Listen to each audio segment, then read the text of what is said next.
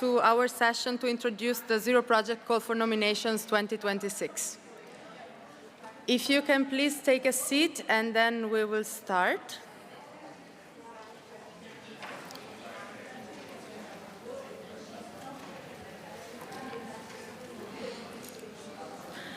Okay, so my name is Maria Chiara. I am project manager with the Zero Project, and I am here with my colleague Robin Tim Weis and with our speakers, our former peer reviewers, whom I will let later introduce themselves. As probably most of you know by now, the Zero Project has a yearly call for nominations that starts in May and culminates in the Zero Project Conference where we are now. In the conference, selected awardees, the most innovative, impactful, and scalable from the nominations, so those that made it to being awardees, present to a global audience from over 90 countries, like we are seeing at the conference now, and to all sectors of society. Since we have the crème de la crème today here of the field, we wanted to take this opportunity to present to you the call and to encourage you to nominate and spread it. So my nomination, thank you very much. So the topics of the next call for nominations that will start in May, will open in May, are accessibility, ICT, and crisis response. What we are looking for, as every year we're looking for solutions that are innovative, impactful, and scalable. What do we mean by that? So in terms of innovation, we look for solutions that have demonstrated to be innovative and effective in removing barriers for persons with disabilities, taking also into account the local context and the geography and the group of beneficiaries. This does not mean that your project would be considered innovative everywhere, but it could be in your context, this is an innovative project that is worth highlighting, and that no one else is doing, for example. In terms of impact, this could refer to different things depending on the project, on the solution. It could be the number of beneficiaries or people using a service, or it could be the growth rate or the influence that this has on policies, for example.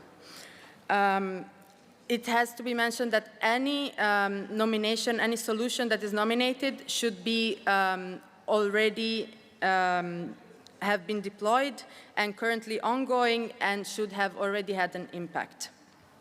The selection process does not consider projects or products at the concept stage.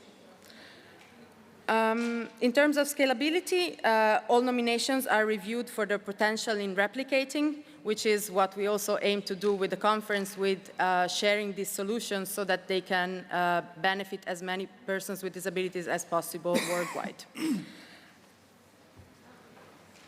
In particular, we encourage solutions that relate to multiple or severe disabilities, humanitarian action, gender equality, the arts, sexual orientation, psychosocial disabilities, and or other multiple disadvantaged groups. So in terms of the topics that we will have next year, or next call for nomination this year, we have accessibility, ICT, and crisis response, as I mentioned. These listed here are the subtopics that we identified for accessibility, but subtopics do not mean that your solution has to fit in one of these, or that you will ever have to choose one of these boxes. So this is just a suggestion from us to inspire you, to make you think, okay, this is what we think of accessibility. Is your solution one of these? Is it multiple from these that we listed, or is it none of these? That is also fine. If you think that your project advances the rights of persons with disabilities and their lives in regards to accessibility, and it's not one of these subtopics, that is completely fine. So subtopics for accessibility, we have built environment, products and services, urban development, tourism, arts and museums, access to financial services, workplace adaptation, and universal design. In terms of ICT, we have, again, some subtopics, but anything else is welcome. Gaming solutions, translation, conversation services, orientation services, community and knowledge platforms, digital libraries, artificial intelligence, which we heard a lot about this morning, Internet of Things, 3D printing, robotics, and anything else you might think of. And now I finally give the floor to Robin to talk about our newest topic, crisis response. Thank you, Maria Chiara. And why crisis response? It might seem like a rhetorical question, but I think it's important for us to understand that we as a Zero Project, for the first time since over a decade, since our inception, have decided to add a new topic to our research cycle. And we've added this topic because the feedback from you, the global disability community, has been loud and clear. We all know about the challenges, but we are only starting to map the solutions. We're only starting to understand what is being done in your respective countries and continents when it comes to crisis response. As Maria Chiara mentioned, the call for nominations should never be understood as a checklist. We're not looking with a stern look, does it tick this box, does it tick that box? If you, broadly speaking, have implemented something that has been running for more than 6 months, which has benefited persons with disabilities and broadly falls under the category of crisis response, we want to hear from you. It can be accessibility, ICT, and crisis response altogether. Maybe you've developed an app which allows for communication to all different kinds of persons with disabilities, quicker, faster, more efficient, more inclusive than traditional means of communication. Maybe you've been able to devise an evacuation plan and strategy in your respective municipalities and cities, which have allowed for persons with disabilities to be informed and aware how are they affected by any given circumstance. So I think in the most simplest terms, crisis response means, do persons with disabilities know how they're affected in a certain situation, be it war, be it famine, be it scenarios caused by weather? That is crisis response. How can persons with disabilities respond to a crisis? And is it inclusive and is it accessible? And if you have ideas, we want to know. If you know of people who are working in the field, we want to know. The call for nominations is really open to everyone. We started the conference with a keynote by Ginny Fleury, the Chief Accessibility Officer by Microsoft. Microsoft has been a Zero Project Awardee in the past. And as you saw yesterday during the award ceremony, we also had DPOs with maybe a staff of 3, 4, 5, 6, 7 employees who are also recognized for the work. We work with a full spectrum of industries, of sizes of organizations, and I think no one is too big and no one is too small for the call for nominations is also a point I would like to stress. And if we could move to the next slide, thank you, Maria Chiara. You might ask yourself, okay, I have an idea, I'm working on something, or I know someone who's working on something. How do I proceed? Where do I start? First of all, I think the really exciting thing to highlight, and that's the reason why we have these 3 fantastic speakers with us here. It's not Maria Chiara, it's not myself, and it's no one in the Zero Project team who determines who the Zero Project awardees are. We have, if you want to think of it, a firewall between our foundation and a peer review experts. The peer review experts, persons with and without disabilities in the world, they determine through their voting, through their feedback, who you see on stage last night, all the 77 awardees from 45 countries. There's no favoritism, there's no nepotism. It's really a transparent process, and it starts with us as a foundation wanting to make sure that when you do nominate, you put your best foot forward. You provide all of the facts which our experts might want to know about. And we've done this once or twice already in the past, so we have, I think, a good idea of what should be in a nomination. First of all, the way you present your work. Often, especially with a small organization, this might be the first exercise for you to think of how does my work apply beyond my borders? How do I present what I do in my country, maybe even in my city or region, as being something that is innovative internationally? And often self-doubt creeps in. You say, you know what, actually, come to think of it, I'm not innovative. You know, I've only helped 20 persons with disabilities, or we've only done 2 workshops, or we've only been able to achieve this and that. Scratch that self-doubt. Tell us what is the innovative aspect of it? How, in what way is this new or novel in your environment? Tell us about the impact. How were persons with disabilities involved? And it can be as simple as to say, we had 4 webinars. Each webinar was visited by so and so many people, which gave us feedback. The webinar was inclusive because it had these and these features, and this was the outcome. Again, nothing is too big, nothing is too small. We want to hear the story. And then about scalability. And scalability often is also a bit of future thinking, and in many ways maybe wishful thinking. But tell us what are your goals in the next 5 years? If you could pick and choose, put all of that in the nomination and be transparent. So if you have facts and figures, some call it qualitative data and quantitative data. I call it data and stories. We want to hear numbers, but we also want to hear the stories, because a number, it only tells you so much. But stories of personal impact, how did the person with a disability benefit from this, goes a long way and really tells, I think, the full story. And of course, anything, to bullet point number 3, anything that supports the language part and the facts and figures part. So you can really be creative here and also use photos and videos. And videos, again, we're not looking for Steven Spielberg.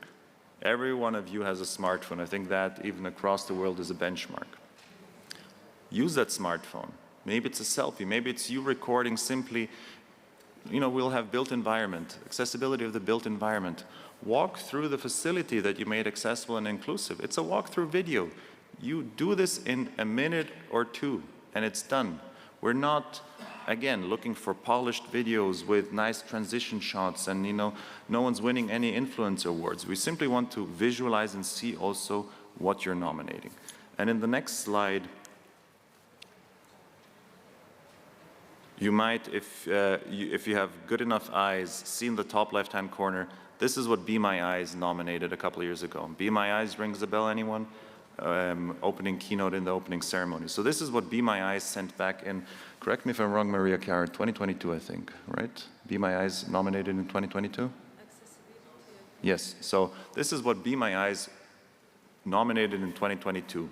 So as you see, it's an informational graphic, which includes some of the things I mentioned. So on the left, the picture on the left has a couple of numbers. So how many thousands and millions of people were able to access the app, use the app, how many calls it facilitates. So again, you think, okay, well, Be My Eyes has a communications department, they were able to put this together.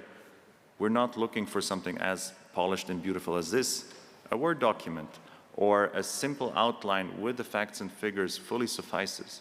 But I think this is just illustrative to show that this could be a way in which you could do it, or in your very own way. And in the next slide, in some ways, I hope this answers itself. Why should I do it? What's the added value? I mean, you've all been here for 3 days. I sincerely hope you've seen the added value. The international recognition, let's remind ourselves, we're in the United Nations office at Vienna.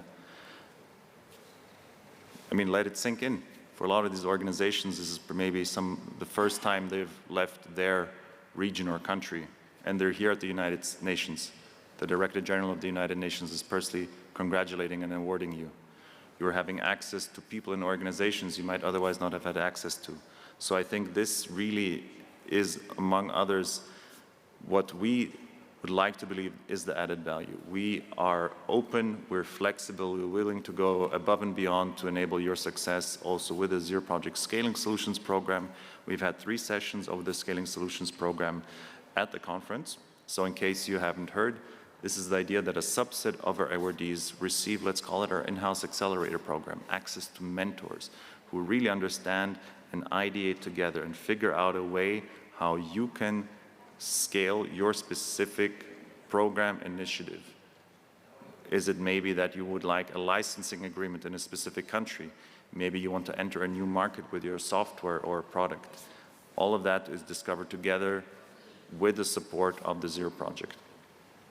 And in the next slide, we'll update this photo, or, we for once we got a bit of sleep last night, so we didn't update the photo from yesterday, but this was the photo of last year, and the group photo we were all in yesterday.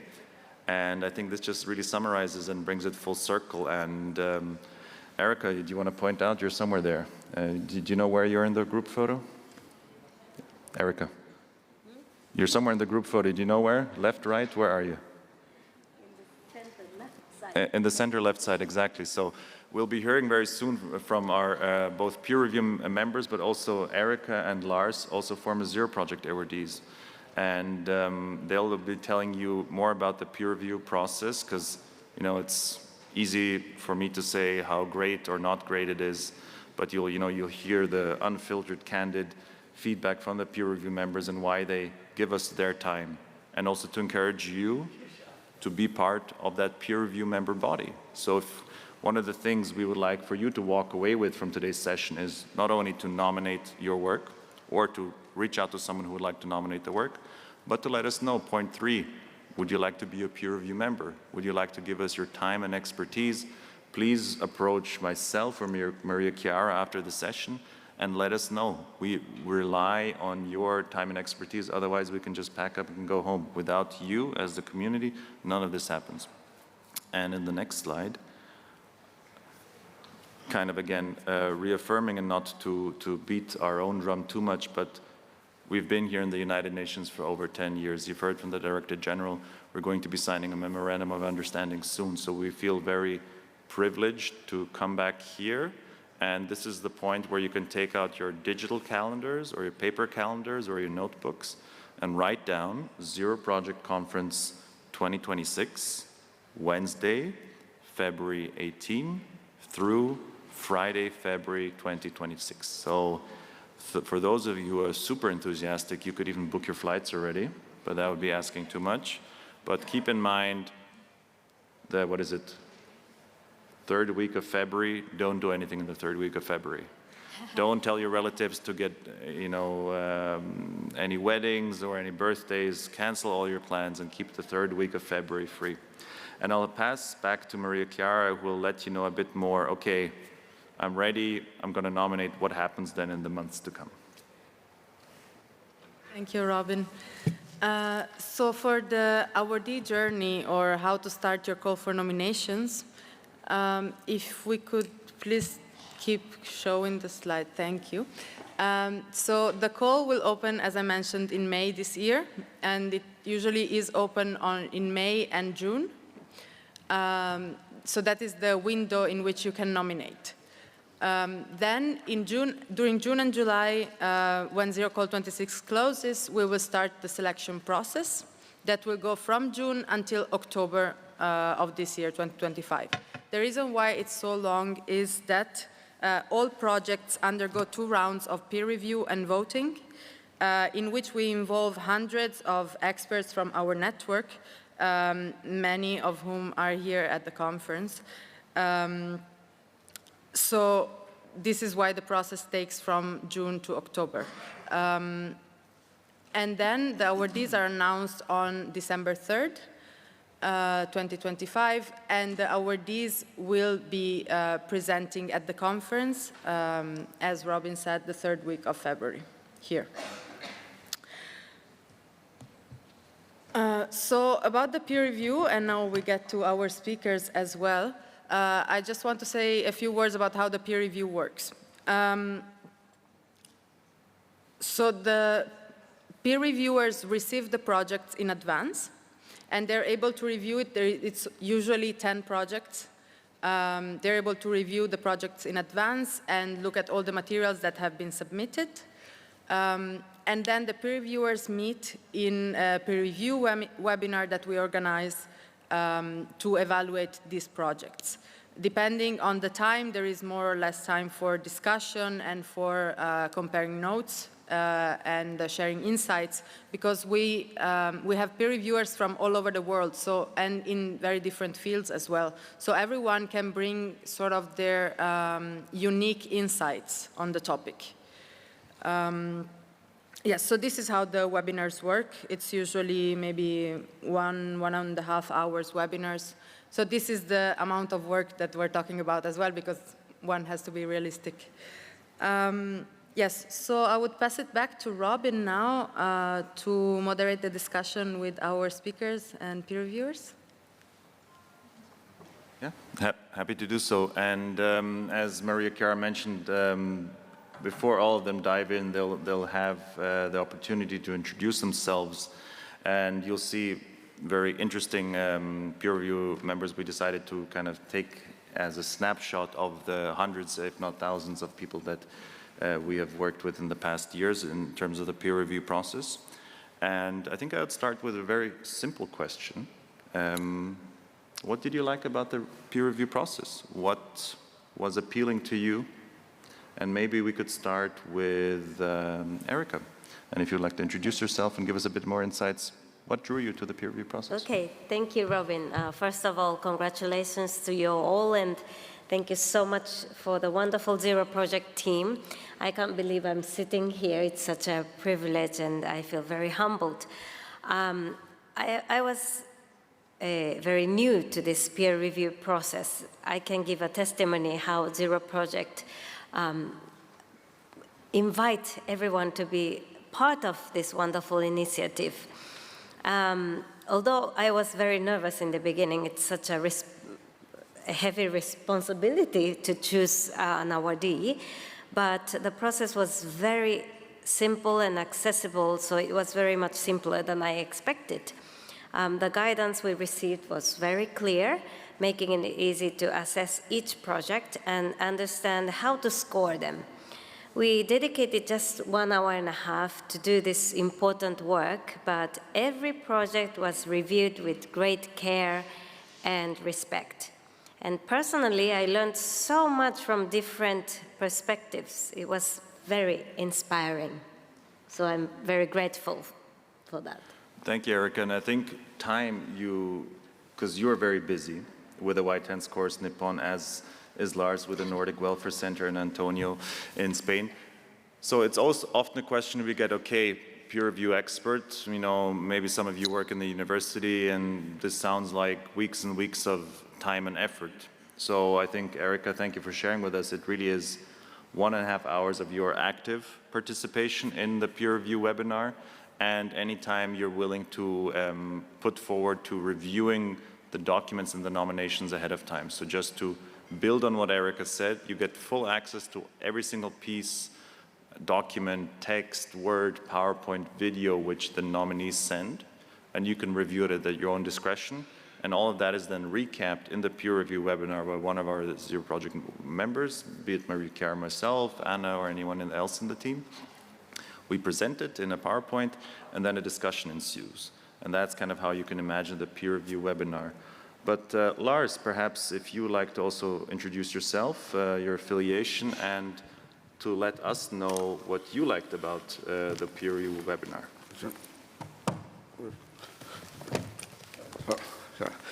Hello, everyone. My name is Lars, and I work at the Nordic Welfare Center, which is an institution within the cooperation between the Nordic countries, including Färöarna, Greenland, and Åland. And we are working on behalf of the government and in the Nordic countries. I really agree with what you said also, and also want to congratulate all of the awardees. It was so inspiring to hear listening to all the presentation and nominations and the awardees so just today, and it's all of this. And it's also a part of the process very much, because when you are, I'm really grateful to see so many inspiring examples from listening to and reading about, and then we have the process and listening of other perspectives in the review process and so on. So we are learning a lot of it. And so also there are many people also thinking outside the box. But sometimes also, it's hard, as you said, it's a responsibility, but also something demanding for yourself, also to challenge yourself what in the perspective and so on. And the scalability, I find, is also something you need to also be thinking a lot on. Some wonderful solutions are in one context and scalability and so on. And that is something also developing for yourself on your own thinking on, and also how to really innovate, and also spreading your own work. So it's a very much a part of your own process also to be in the review process. Thank you for that, Lars. And I think you made a really interesting point that it's not only the responsibility, but also it's challenging. And I think something to also, at least from our side, communicate to both current and potential peer review members. We don't expect you all to have answers to all the questions. This is why we don't do it with 2, 3, or 4 peer review members. We have hundreds who join. And in each peer review webinar, we have dozens who are in the virtual room. So for example, to Lars's point, if he maybe doesn't have the answer on how this might be impact or innovative in a certain country or region because maybe he has not had the pleasure of interacting with those countries, there will be other people in the room specifically who know the language, who know the socioeconomic context, and it's that conversation and that dialogue that people can also challenge each other and say, Lars, you know, I politely disagree. I think this is not innovative because in my country or region we've been doing this for decades. And then you go into a deeper conversation.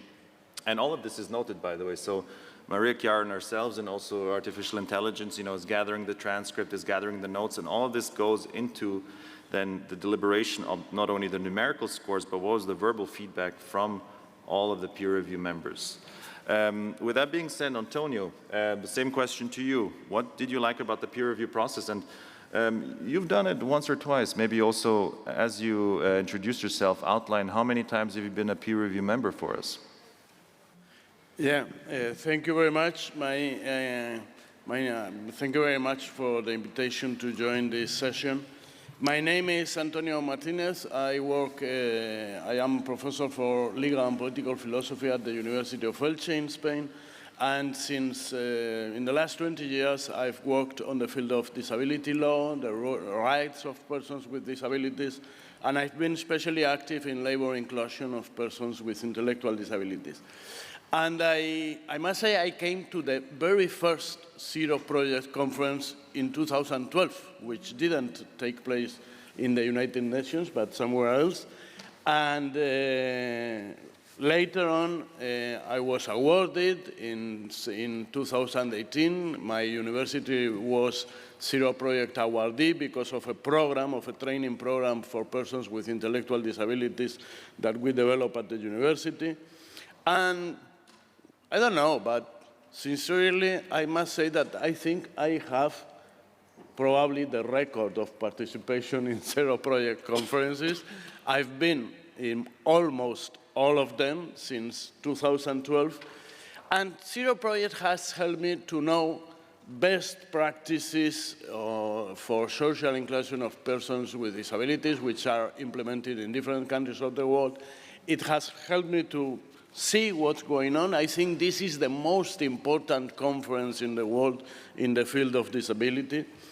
And above all, Zero Project has helped me to make networks and to meet people who work for social inclusion of persons with disabilities in different fields. So I'm very fond of Zero Project. I come every year. I wish to come also next year and the year and the years to come. And it is quite a few years since I was invited for the first time to be peer reviewer. I've been, I don't know how many times, but many times. And it has allowed me, the reasons why I like to be peer reviewer are the same reasons why I like to come to the conferences. Because it has allowed me to know deeply different experiences and practices carried out in different countries to improve the life of persons with disabilities. And I must tell one specific example.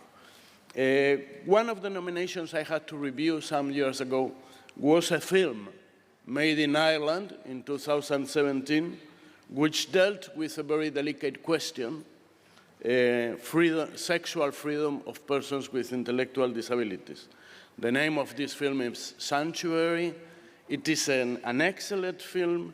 It is a film that had a great impact in Ireland because it carried out a change of the Irish legislation. Because in Ireland, before this change of the legislation, it was a criminal offense for two persons with intellectual disabilities to have a sexual relationship, which is a consented and free sexual relationship with each other unless they were married. This law has been changed because of this film. And I got to know, I am very thankful to Zero Project, for example, because I got to know this film and all the story of this film and all this impact of this film because of being peer reviewer. So it is an excellent opportunity to know very good practices that are being carried out in different countries of the world. Some of them reach finally the award, Zero Project Award, but all of them are very interested. We cannot, Zero Project cannot give so many awards as nominations are presented, but all projects are very interesting. I would say a last remark. What do we evaluate as peer reviewers? Well, it has already been explained, but I think there are two very important questions that we, as peer reviewers, always debate. First, there have to be innovative aspects in the nomination, and they have to be well described, so that we notice that it is innovative, at least innovative in its geographical context. But what you nominate for Zero Project cannot be things that everyone does. So they have to have a clearly innovative character. And the second thing is that we look for projects that have impact. So that means that maybe projects that have helped a little number, or 4 or 5 persons with disabilities are not awardable. We look projects with impact, with direct and indirect impact. Therefore, the quantitative data are very important. And that means also that normally projects that are in the first year of existence will normally not be awarded, because we look for projects that have already at least a small development and that have already shown their impact. I am very much delighted to be peer reviewer. I think it has helped me. It has given me the possibility to know very different experiences. I encourage everyone to devote the time to be peer reviewer, because this time that you lose doing the review is worth losing. Thank you very much. Antonio, thank you. And excuse me that I've been a little bit long in my No, Antonio. I think you were so comprehensive. You've asked all the questions I wanted to ask, but I think you touched upon a key point, because often you hear peer review and you think it's a take, that we are taking your time, your attention, your expertise, and we're not giving you anything back. And I think just numerically, you have to understand we get over 500 nominations each year. Approximately 75 of those become awardees, but there are over 400 plus nominations that you learn from, and actually all of the nominations that you can take and use in your own work, as Antonio mentioned. So separately getting in touch with them, and you said, Antonio, you tied the peer review process together with the Zero Project Conference, and I'd like to take that as a metaphor and really say the peer review sessions are virtual mini Zero Project conferences. It's where you meet 25 of your peers from around the world, peers you might know or peers you might not know, and understanding, hey, there's a Lars LINDBERG, Nordic Welfare Center. He has data sets and toolkits on digital accessibility, on how to foster employment in the workplace, employment, or also inclusive design in the workplace. There's Erika, who's doing a fantastic work with the White Hands course in the inclusive art space, understands how to make arts accessible and inclusive to all. And maybe there's an idea I have there I would like to discuss with her, and it often may substitute for travel and having that ability to connect virtually. as you do here in person on the ground. I had other questions, but since Antonio did such a good job in outlining what the peer review process is all about, I figured I would open it up to the audience, because I've seen people taking notes, I've seen people nodding their heads, which usually means a good thing.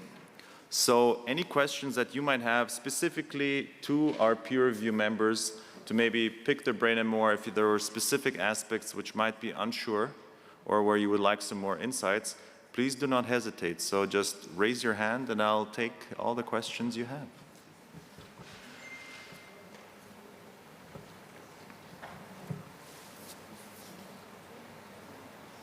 I do understand day 3, we're after lunch, so not only are you tired after the 3rd day of the conference, you also just have had lunch, so you're literally both digesting lunch and digesting the information that we shared with you. So I'll turn back to our peer review experts, and I know that you touched upon this again, but maybe if you could specifically go into more details. Why did you decide to join? Because it's one thing for us to invite you as a peer review member, but that's always a choice and an intentional choice you made. So maybe if you could provide us with a bit more details why you wanted to join and give your time. And Erika, we'll go with you first again. Thank you. My answer is very simple. It's because we love Zero Project so much. Last year we brought 108 children and adults to perform here and to celebrate this beautiful work. And it has really transformed the lives of the children. And can you imagine the impact they will continue giving in Japan for the next 30, 40 years? And I'm infinitely thankful for Zero Project for giving us such an opportunity. And again, another opportunity to contribute to this wonderful work. So I'm very grateful. That's my answer. Erika, I'm going to keep you in the hot seat because I think to really drive it home and make it personal, could you give us, of the 108 children you had with us, one story of how the participation of that individual changed something in their perception, in their life, what their ambitions? Because I want to drive it home that there is a connection between you joining the peer review process, not only with your time, but awarding the scores, enabling these people to have this very stage here, that really changes trajectories, especially of young persons with disabilities. So maybe a specific and personal story you would like to share to really drive home to our audience what this is about. Okay. I think I should mention the word nothing about us without us. And that's something that the children felt here in the decision-making process, even in UN or even in our organizations. We saw that children's voices had some importance, and I think it's common in the peer review process. And one of the child who went back to Japan, not only one, 108 children became activists in Japan, and we cannot stop them now. But one of a child, while singing about a song about orangutan, she found out that the orangutan's life is in danger because of the palm oil farms. And one day she was eating her favorite snack and she saw that the palm oil was used in her snack. And she started to write a letter to the director of the company who made that product and saying, listen, I'm singing this song, but I think as a consumer, I don't want my favorite orangutan to be hurt with your product, so I want to propose you another type of product, which is recyclable. And it has nothing to do with music. It's about environment and how to make decisions in your life, how to be involved in the society, and how to raise your voice. So I think it was such an important impact that they took home with them that will transfer the life forever. Thank you for that, Eric, and to really think of yourself as a domino piece. And don't worry, I saw you raise your hand. I spotted you. Please do give us a question. Okay. I was just wondering, what are some things to avoid for if someone wants to become and, to present, like what are some things to avoid or that most likely someone to, or an organization to be not selected? Does that make sense? It absolutely makes sense, and I'll pass over to Maria Chiara, because we have a favorite word we don't like to read in nominations, because it means everything and nothing, and I think by this example, if you want to mention the word, and I'll explain why we don't think too highly of the word and give you a bit of guidance as to your question. I don't know if we're thinking about the same word. Holistic. I was thinking of a different word. Good that I didn't say it. Very good. So holistic, you've seen brochures, materials, something is holistic. It's a nice word, but if I were to ask each and every one of you of a definition of holistic, I think I would get 35 different definitions in the room and then some. Holistic is an adjective which tells us, and more importantly, the peer review members here on the stage, exactly nothing. If you say our project is holistic and the sentence stops there, we might consider it a B word. You can imagine the rest of the sentence, because back to the slides, there's no impact numbers, there's no quantitative data. What made it holistic? Be specific. And the language, and we don't need the slides anymore, thank you. The language doesn't need to be sophisticated or elaborate. We're not looking for an extended essay. It can be very simple sentences to say the project included many different groups of people, and then you list the groups of people, rather than saying it was holistic and you ended there.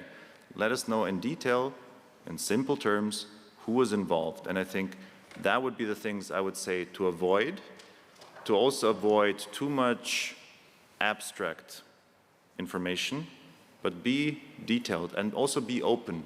Don't hallucinate, don't invent numbers which are not there. Simply say, we would like to do this, our goal is this, but we're currently here. Because there's no point in you being intentionally vague, because what will happen when Lars, Erika, and Antonio see this in the peer review, they're not going to have the chance to go back to you. So you have to provide everything on a silver plate, and they're going to look at this and decide. So if it's missing, it's missing. So ask yourself from the perspective, and maybe you would want to approach Lars, Antonio, and Erika after, and also ask them specifically, and I'll pass on the question as well, but from our side, those would be the things to avoid. I don't know, Lars, if you have anything to add? No, you said it very good answer, but as you said, an impact is important, of course. You have to, this is a definition, also you have to define it. Of course, it's difficult many times to quantify things, but you need to do it as much as you can do. But also, but the impact is also important, and it's so important. But then also, of course, also the scalability, and to also think what other countries and other contexts also can implement the solution, and also describe it, pictures. And that is also because it is also thinking, because of course there's of course solutions that is extremely have a great impact, but maybe are there so innovative in a wider context. That we have to see also maybe other solutions and so on, and also describe what is unique with you. It could be very unique, even if they're similar, but you have to describe the uniqueness in words and also give argument for it. I would like to add something, not to specifically you, Lars, but to everything that was said. So there is no organization or no project that should not apply. So as Robin said before, don't let yourself be restricted by self-doubt. No. So yes, okay, if it's not about accessibility, ICT, and crisis response, then maybe wait for the year that it fits the topic. I think that is the strongest restriction. But also, if you're not on topic, it doesn't matter. Then you will be on our radar. You will be on the radar of our reviewers. Even if your project has just started, if it has very little impact and you're not sure if this is really, really, really impactful, it doesn't matter. You will be on the radar of the peer reviewers. Your project will be reviewed and it will be in our database. And who knows, we have the exhibition, we have other side projects where we might want to involve you or your project, or peer reviewers often reach out and they say, I would really like to get in contact with this project. And this project maybe doesn't make it to the shortlist or to the awardees, but then of course asking for permission, and then we can connect these mentors, these peer reviewers with the project. So there is always an added value, I would say. I would like to add something from a different point of view. I think something that is maybe evident for all of us here, but cannot be evident for everyone, and it is that the spirit of Zero Project is based on the Convention on the Rights of Persons with Disabilities. So the projects have to be projects compliant with the CRPD. This is normally the case, but as peer reviewers, sometimes in some of the sessions we have had debates on some projects that maybe were had an element of segregation or institutionalization of persons with disabilities, and these projects were not awarded because of this reason. So I think it is also important to assess compliance with the CRPD. And this is why we have a professor on stage. For exactly that valuable input, which I would very much also like to underline. We have 5 minutes left, and I see a question in the back and would love to encourage the person to ask the question. Hello, I came in a little bit late, so please pardon me if I missed anything. In the receipt of applications for assistive technologies especially, certain countries, the healthcare organization is not integrated, so it technically means that the social service agency is not a good place to try beta testing because the clinical diagnostic criteria cannot be revealed. So when you receive such applications of promising assistive technology, is it a total reject if that does not have a medical social integration? I'll try to, before I pass on the question, because I did not fully understand in the context of maybe just for clarification. Are you asking whether certain nominations regarding assistive technologies, if they are centered around the medical model, if they're rejected, or did I misunderstand your question? Sorry. In some countries, the social service agency where the persons with disabilities are, it's not under the purview of the hospital or healthcare organization.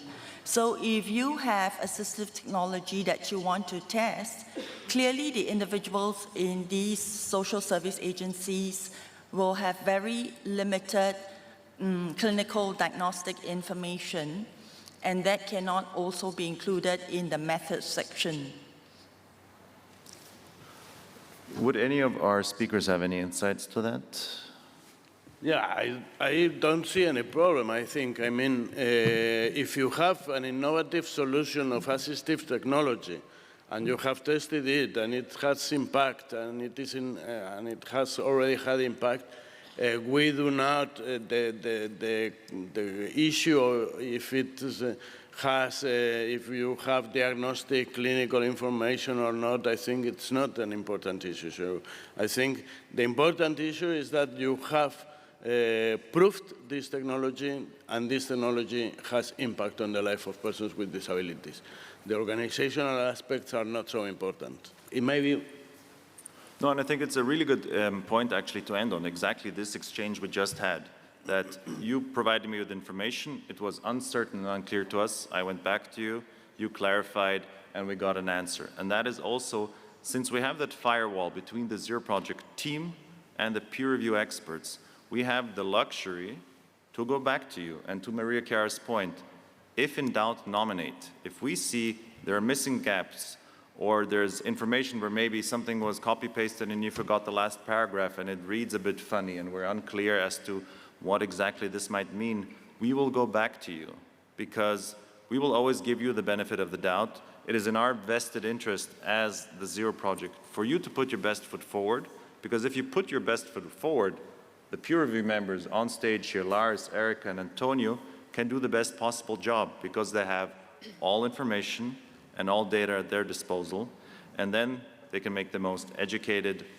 assessment of what is in front of them, provide the scoring, and ensure that then come the Zero Project Conference 2026, we'll have another amazing set of awardees, around 75, and just to recap, Wednesday, February 18 through Friday, February 20, 2026. And please give a warm round of applause for our peer review members, and do approach them after and ask them more, because as we said, this is only the beginning, and thank you for being with us.